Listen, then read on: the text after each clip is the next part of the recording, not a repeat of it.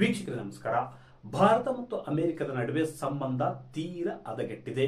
Trump ಉಚ್ಚಾಟದಿಂದ ಮತ್ತು Trump ಅವರ ಉಚ್ಚಾಟದ ನಿರ್ಧಾರಗಳಿಂದ ಉಭಯ ದೇಶಗಳ ನಡುವಿನ ಸಂಬಂಧ ತೀರಾ ಹದಗೆಟ್ಟು ಹೋಗಿದೆ. ಅಷ್ಟೇ ಅಲ್ಲ, ಟ್ರಂಪ್ ಅವರು ಪ್ರಧಾನಿ ನರೇಂದ್ರ ಮೋದಿ ಅವರಿಗೆ 4 ಬಾರಿ ಕರೆ ಮಾಡಿದ್ದಾರೆ.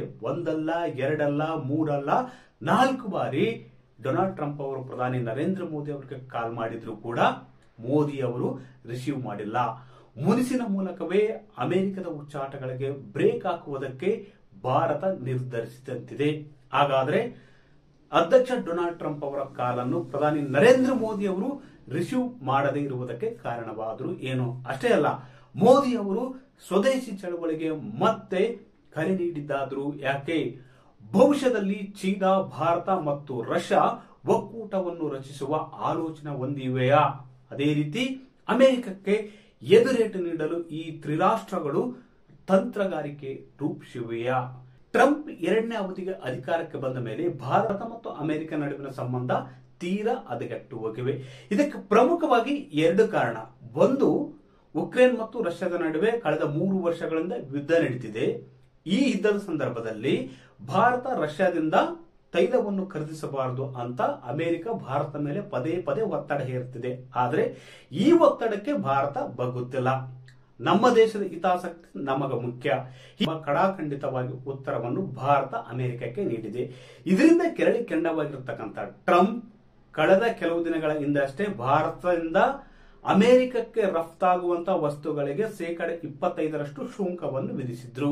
ಯಾವಾಗ ಭಾರತ ಪದೇ ಪದೇ ರಷ್ಯಾದಿಂದ ತೈಲವನ್ನು ಖರೀದಿಸುವುದು ನಿಲ್ಲಿಸುವುದಿಲ್ಲ ಅಂತ ಪದೇ ಪದೇ ಸ್ಟೇಟ್ಮೆಂಟ್ ಕೊಡಿತು, ಜಾಗತಿಕ ವೇದಿಕೆಗಳಲ್ಲಿ ನಿಂತು ಸ್ಟೇಟ್ಮೆಂಟ್ ಕೊಡಿತು, ನಮ್ಮ ದೇಶದ ಹಿತಾಸಕ್ತಿ ನಮಗೆ ಮುಖ್ಯ ಅಂತ ಯಾವಾಗ ಪದೇ ಪದೇ ಭಾರತ ಪ್ರತಿಪಾದನೆ ಮಾಡಿತು, ಅವಾಗ ಖುದ್ದು ಹೋದಂತ ಡೊನಾಲ್ಡ್ ಟ್ರಂಪ್ ಭಾರತ ವಸ್ತುಗಳಿಗೆ 25% ದಂಡವನ್ನು ಕೂಡ ವಿಧಿಸಿದ್ದಾರೆ. ಅಂದ್ರೆ ರಷ್ಯಾದಿಂದ ತೈಲವನ್ನು ಭಾರತ ಖರೀದಿಸುವುದಕ್ಕೆ, ರಷ್ಯಾದಿಂದ ಅಮೆರಿಕಕ್ಕೆ ರಫ್ತಾಗುವಂತಹ ವಸ್ತುಗಳ ಮೇಲೆ 25% ದಂಡ ವಿಧಿಸಿದ್ದಾರೆ. ಒಟ್ಟಾರೆಯಾಗಿ ಅಮೆರಿಕ ಭಾರತ ವಸ್ತುಗಳಿಗೆ ವಿಧಿಸಿದ್ದು 50% ಶುಲ್ಕ.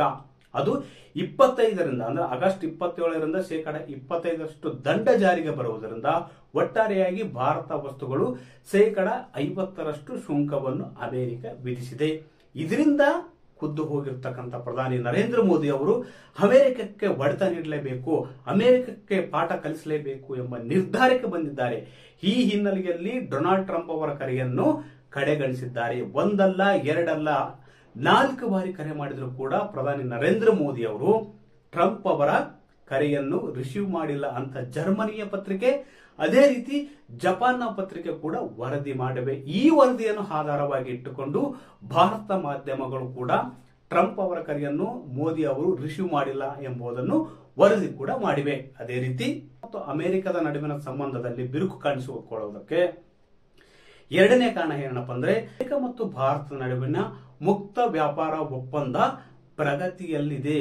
ಈಗಾಗಲೇ 5 ಸುತ್ತುಗಳು ಮಾತುಕತೆ ನಡೆದರೂ ಕೂಡ ಒಪ್ಪಂದ ಏರ್ಪಟ್ಟಿಲ್ಲ. ಇದಕ್ಕೆ ಪ್ರಮುಖವಾಗಿ ಕಾರಣ ಟ್ರಂಪ್ ಅವರು ಅಮೆರಿಕದ ಡೈರಿ ಉತ್ಪನ್ನಗಳಿಗೆ ಭಾರತ ಮಾರುಕಟ್ಟೆಯನ್ನು ಒದಗಿಸಿಕೊಡಬೇಕು ಅಂತ ಮೋದಿ ಅವರನ್ನು ಕೇಳ್ಕೊಳ್ತಿದ್ದಾರೆ. ಆದರೆ ಯಾವುದೇ ಕಾರಣಕ್ಕೂ ನಮ್ಮ ದೇಶದ 70% ರೈತರ ಹಿತಾಸಕ್ತಿಯನ್ನು ನಾನು ಬಲಿಗೊಡುವುದಿಲ್ಲ, ಅಮೆರಿಕದ ಡೈರಿ ಉತ್ಪನ್ನಗಳಿಗೆ, ಮಾಂಸಕ್ಕೆ ಭಾರತ ಮಾರುಕಟ್ಟೆಯನ್ನು ತೆರೆಯುವುದಕ್ಕೆ ಬಿಡುವುದಿಲ್ಲ ಎಂಬ ಕಠೋರ ಸಂದೇಶವನ್ನು ಈಗಾಗಲೇ ಅಮೆರಿಕಕ್ಕೆ ಪ್ರಧಾನಿ ನರೇಂದ್ರ ಮೋದಿ ಅವರು ಕಳಿಸಿದ ಹಿನ್ನೆಲೆಯಲ್ಲಿ ಅಮೆರಿಕ ಕೂಡ ಮತ್ತಷ್ಟು ಕಠಿಣವಾಗಿ 50% ದಂಡ ವಿಧಿಸಿದೆ. ಇದ್ಯಾವುದಕ್ಕೂ ಕೂಡ ಮೋದಿ ಸರ್ಕಾರ ಬಗ್ತಿಲ್ಲ. ಅಮೆರಿಕವನ್ನು ನಾನು ಬಗ್ಗು ಬಡಿಲೇಬೇಕು, ಅಮೆರಿಕವನ್ನು ತಲೆ ತಾಗುವಂತೆ ಮಾಡಲೇಬೇಕು ಎಂಬ ಮಂಡಿ ಊರಿಸುವುದಕ್ಕೆ ಭಾರತ ರಣತಂತ್ರ ರೂಪಿಸಿ ಇಂಥದ್ದೊಂದು ನಿರ್ಧಾರ ಕೈಗೊಂಡಿದೆ ಅಂತ ಹೇಳಲಾಗ್ತಿದೆ. ಹಾಗೆ ನಿನ್ನೆ ಗುಜರಾತ್ನಲ್ಲಿ ಪ್ರಧಾನಿ ನರೇಂದ್ರ ಮೋದಿ ಅವರು ಮಾತನಾಡಿ ಸ್ವದೇಶಿ ಚಳವಳಿಗೆ ಅಂದ್ರೆ ಸ್ವದೇಶಿ ವಸ್ತುಗಳನ್ನು ಬೆಳೆಸಿ ಸ್ವದೇಶಿ ಉದ್ಯಮವನ್ನು ಬೆಂಬಲಿಸಿ ಈ ಮೂಲಕ ದೇಶದ ಆರ್ಥಿಕತೆಯನ್ನು ಸದೃಢಗೊಳಿಸಿ ಎಂಬ ಸಂದೇಶವನ್ನು ಪ್ರಧಾನಿ ನರೇಂದ್ರ ಮೋದಿ ಅವರು ನೀಡಿರುವುದು ಬಹುತೇಕ ಅಮೆರಿಕವನ್ನು ಜಾಗತಿಕ ಮಟ್ಟದಲ್ಲಿ ಏಕಾಂಗಿಯಾಗಿ ಮಾಡುವುದು, ಇಲ್ಲವೇ ಅದನ್ನು ಮಂಡು ಊರುವಂತೆ ಮಾಡುವುದಕ್ಕೆ ಒಂದು ರಣತಂತ್ರದ ರೂಪವಾಗಿ ಟ್ರಂಪ್ ಅವರ ಕರೆಯನ್ನು ನಿರ್ಲಕ್ಷಿಸಿದ್ದಾರೆ ಅಂತ ಹೇಳಲಾಗ್ತದೆ. ಅದೇ ರೀತಿ ಮೋದಿ ಅವರ ಸ್ವದೇಶಿ ಚಳವಳಿಗೆ ರಷ್ಯಾ ಕೂಡ ಬೆಂಬಲ ವ್ಯಕ್ತಪಡಿಸಿದೆ. ಈ ತಿಂಗಳ ಹಂತದಲ್ಲಿ ಚೀನಾದಲ್ಲಿ ನಡೆಯುವಂತಹ ಶಾಂಘೈ ಸಹಕಾರ ಒಕ್ಕೂಟದ ಸಭೆಗೆ ಪ್ರಧಾನಿ ನರೇಂದ್ರ ಮೋದಿ ಅವರು ಭಾಗವಹಿಸಲಿದ್ದು, ಈ ಒಂದು ಶೃಂಗಸಭೆಯಲ್ಲಿ ರಷ್ಯಾದ ಅಧ್ಯಕ್ಷ ವ್ಲಾಡಿಮಿರ್ ಪುಟಿನ್, ಪ್ರಧಾನಿ ನರೇಂದ್ರ ಮೋದಿ, ಕ್ಸಿ ಜಿನ್ಪಿಂಗ್ ಒಂದು ಸಭೆಯನ್ನು ನಡೆಸಲಿದ್ದಾರೆ. ಈ ಸಭೆಯಲ್ಲಿ ಅಮೆರಿಕವನ್ನು ಕಂಟ್ರೋಲ್ ಮಾಡುವ ಕುರಿತು, ಅಮೆರಿಕದ ಹುಚ್ಚಾಟಗಳಿಗೆ ಬ್ರೇಕ್ ಹಾಕುವ ಕುರಿತು ಒಂದು ಚಿಂತನೆಯನ್ನು ನಡೆಸಲಿದ್ದಾರೆ. ಒಂದು ವಿಸ್ತೃತವಾದ ಚರ್ಚೆ ಕೂಡ ಮಾಡಲಿದ್ದಾರೆ ಅಂತ ಹೇಳಲಾಗ್ತದೆ. ಯಾಕಂದ್ರೆ ಟ್ರಂಪ್ ಅವರ ಹುಚ್ಚಾಟದಿಂದಾಗಿ ಬಹುತೇಕ ಎಲ್ಲಾ ರಾಷ್ಟ್ರಗಳಿಗೆ ಒಂದು ಸಂಕಷ್ಟವನ್ನು ತಂದೊಡ್ಡಿದ್ದಾರೆ. ಬೇಕಾಬಿಟ್ಟಿಯಾಗಿ ಸುಂಕ ವಿಧಿಸುವುದು, ಬೇಕಾಬಿಟ್ಟಿಯಾಗಿ ದಂಡ ವಿಧಿಸುವುದು ಅಷ್ಟೇ ಅಲ್ಲ, ಚೀನಾ, ಭಾರತ, ಬ್ರೆಜಿಲ್, ರಷ್ಯಾ ಮೇಲೆ ಕೆಂಡ ಕಾರುತ್ತಿರುವುದರಿಂದ ಈ ಮೂರು ರಾಷ್ಟ್ರಗಳ ನಾಯಕರು ಒಗ್ಗೂಡಿ ಸಮಾಲೋಚನೆ ನಡೆಸುವ ನಿಟ್ಟಿನಲ್ಲಿ ಒಂದು ಮಾತುಕತೆ ಏರ್ಪಾಡಾಗಿದೆ ಅಂತ ಹೇಳಲಾಗ್ತದೆ.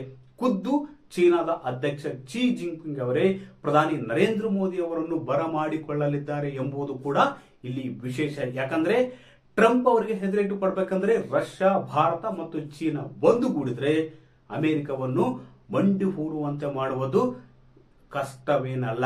ಈ ನಿಟ್ಟಿನಲ್ಲಿ ಈ ಉಭಯ ನಾಯಕರು, ಈ ಮೂವರು ನಾಯಕರು ಚೀನಾದಲ್ಲಿ ಒಂದು ಸಭೆ ನಡೆಸಿ ಅಮೆರಿಕದ ಹೇಟಿಗೆ ಎದುರೇಟು ನೀಡುವ ನಿಟ್ಟಿನಲ್ಲಿ ತಂತ್ರಗಾರಿಕೆ ರೂಪಿಸುವುದು ಬಹುತೇಕ ಖಚಿತ ಅಂತ ಹೇಳಲಾಗ್ತದೆ. ವೀಕ್ಷಕರೇ, ಈ ಮಾಹಿತಿ ಇಷ್ಟವಾದಲ್ಲಿ ವಿಡಿಯೋ ಶೇರ್ ಮಾಡಿ, ಲೈಕ್ ಮಾಡಿ, ಕಮೆಂಟ್ ಮಾಡಿ.